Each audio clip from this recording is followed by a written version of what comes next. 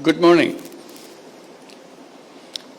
Distinguished representatives of the governments, UN agencies, and international organizations, excellencies, friends from the media, my dear Rohingya brothers and sisters, and ladies and gentlemen, Assalamu alaikum. I am happy to speak at this very important stakeholders dialogue in Cox's Bazaar today. I would like to thank all of you for your presence and participation, active participation in this very important dialogue. I come here at a very important moment in our political history. 1 year back, we have gone through a killing spree and followed by student-led uprising to free the country from the fascist regime. Now we are ready for another transition in our political history. We have announced the time for election. It's just about a year back, we had the uprising mixed with the killing spree. And the country has come to be stable enough and ready to have the election. So we announced the election in the first half of February 2026. Interim government will be replaced by an elected government. We hope we can work out a solution to the Rohingya problem, to let them go back to their own home.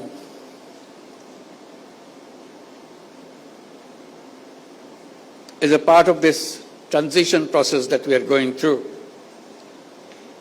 it will be complete when we see we have also achieved this goal, to have all our Rohingya guests to return to their own home in their own environment.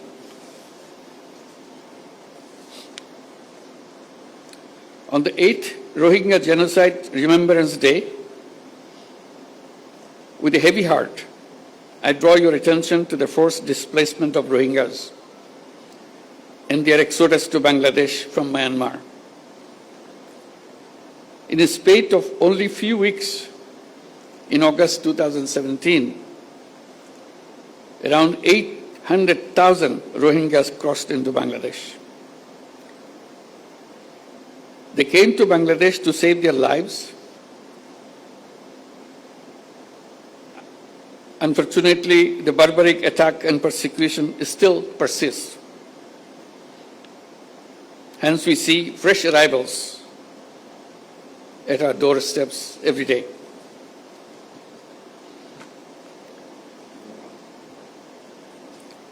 On this fateful day, it is our moral responsibility to take the right side of history and stop the armed actors from carrying out their horrible design of ethnic cleansing of the entire Rohingya population.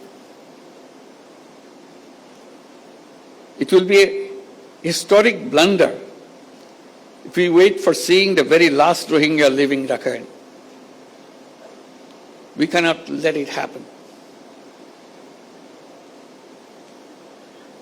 International commitment is to help the Rohingyas to go back to their own home. When Secretary General came in March here to be with the Rohingyas during the month of fasting, and he himself gone through the fasting for the whole day and meet for iftar. breaking of the fast, with nearly 100,000 or 150,000 Rohingyas around him, giving them hope that the world is with them and help them to go back their home and celebrate those festivals like Eid al-Fitr back home rather than here in the camps.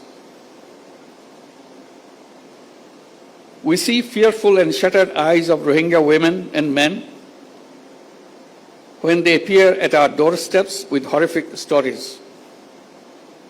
The stories include, among others, systematic persecution, denial of nationality, forced deportation, mass killing, rape, inhuman torture, destruction of their properties in arson, and so on and so on.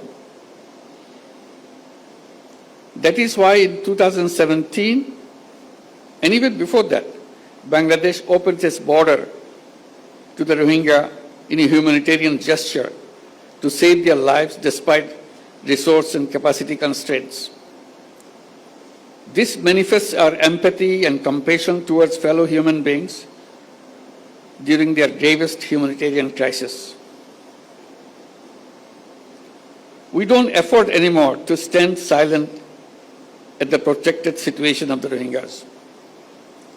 Hence, we urge upon the international community to undertake collective efforts to stop the Myanmar junta and the Arakan army from unleashing violence against Rohingya. Effective role of the international community is much more needed than ever before. Excellencies and distinguished guests, I acknowledge the continued support, assistance, and solidarity of the donors, our partners, UN agencies, international organizations, and friends across the globe to the Rohingyas sheltered in Bangladesh. We greatly value your compassion and continued partnership for the Rohingyas. Your continued support will remain pivotal and exigent until they return home. Bangladesh now hosts 1.3 million forcibly displaced Rohingyas from Myanmar. That makes Cox's Bazar the largest refugee camp in the world. In addition, around 32,000 new babies are born each year in these camps. On the contrary, only less than 500,000 of them are living in Myanmar. This picture manifests that due to continued persecution, Rohingyas continue to leave Myanmar. During last 8 years, people of Bangladesh, in particular the host community here in Cox's Bazar, have been making tremendous sacrifices. The impact on our economy, resources, environment, and ecosystem, society, and governance have been huge. I thank our host community and the people of Bangladesh for their wholehearted support and enormous sacrifices for the Rohingyas. We don't foresee any scope whatsoever for further mobilization of resources from our domestic resources, given our own challenges.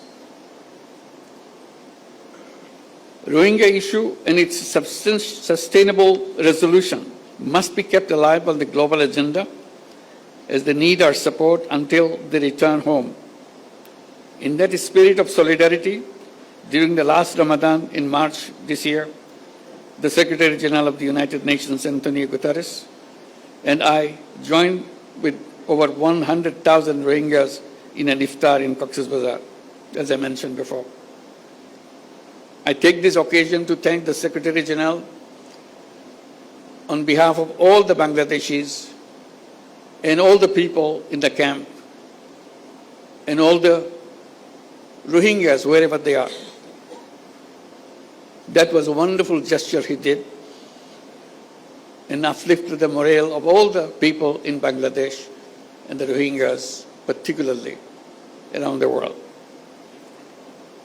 You may recall that last year in the United Nations General Assembly, I made a 3-point proposition to address the Rohingya crisis. In recognition of my call, the high-level conference was envisaged for this year's General Assembly. I hope that this dialogue here in Cox's Bazaar will contribute substantively to the conference in New York in shaping the roadmap for an expedited and permanent solution of the Rohingya crisis.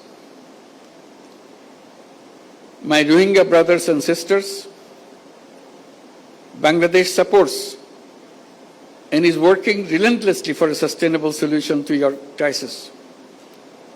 This dialogue is aimed at amplifying your voice and rolling out a roadmap towards early, voluntary, and sustainable return to your homeland. Distinguished participants, it is not only the responsibility of Bangladesh, but also of the international community to share the burden of the Rohingya crisis, to reflect on the possible solutions, and to play an active role in implementing them. In going forward towards these objectives, I propose the following 7 points. First point, umbilical relationship of Rohingyas with their homeland cannot be severed. So their right to return to their own home and homeland has to be secured. Therefore, we urge all parties and partners to work hard for charting a practical roadmap for their speedy, safe, and dignified, voluntary, and sustainable return to their homes in Rakhine as soon as possible. We must not be held hostage to mere rhetoric. The time is for action right now. Second point, undiminished contribution of donors and humanitarian partners is essential to ensure continuity of life-saving programs. We make an appeal to the international donors to enhance their commitments in order to fill out the fund gaps in the Joint Response Plan of 25-26. At the same time, we urge upon the stakeholders to undertake consolidated efforts for adequate and sustainable funding for future as well. Third point, all acts of violence against Rohingya must cease immediately. We urge upon the Myanmar authorities as well as the Arakan army to ensure safety, security, and livelihood of the Rohingyas. They should make sure that no more Rohingyas enter into Bangladesh. At the same time, they must allow internally displaced persons from camps in central and northern Rakhine to return to their homes inside Myanmar as soon as possible. Fourth point, a platform for consultation or dialogue is exigent for commencing communication, reducing tension, ending conflict among the ethnic communities inside Myanmar.